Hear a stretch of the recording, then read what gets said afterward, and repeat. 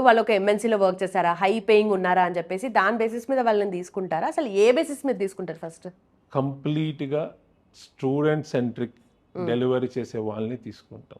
ఒక ఎగ్జాంపుల్ కూడా చెప్తాను, నేను మెన్షన్ చేయను కానీ ఒక ట్రైనర్ వచ్చారు. సో ఆయన హై పేయింగ్ శాలరీ, ఆయన వన్ ఆఫ్ ద ఎంఎన్సీ కంపెనీలో టాప్ లెవెల్లో ఉన్నారు. సో ఆయన నాలెడ్జ్ ఉంది, డెఫినెట్లీ ఆయనకి 100% నాలెడ్జ్ ఉంది. సో ఆయన బాగా ఇంటర్వ్యూలో కూడా పర్ఫామ్ చేశారు. కానీ ఎప్పుడైతే మేము ఆయనకు ఒక ఫస్ట్ బ్యాచ్ ఇచ్చామో, ఆయన ఏంటంటే స్టూడెంట్ అర్థమయ్యే లెవెల్లో కాకుండా కొంచెం హైయర్ లెవెల్లోకి వెళ్ళి డెలివరీ చేశారు. అప్పుడు ఏమైందంటే స్టూడెంట్స్కి ఆ కాన్సెప్ట్స్ అర్థం కాకపోయేసరికి అబ్రప్ట్గా స్టూడెంట్స్ ఆయన రిజెక్ట్ చేశారు. ఓకే.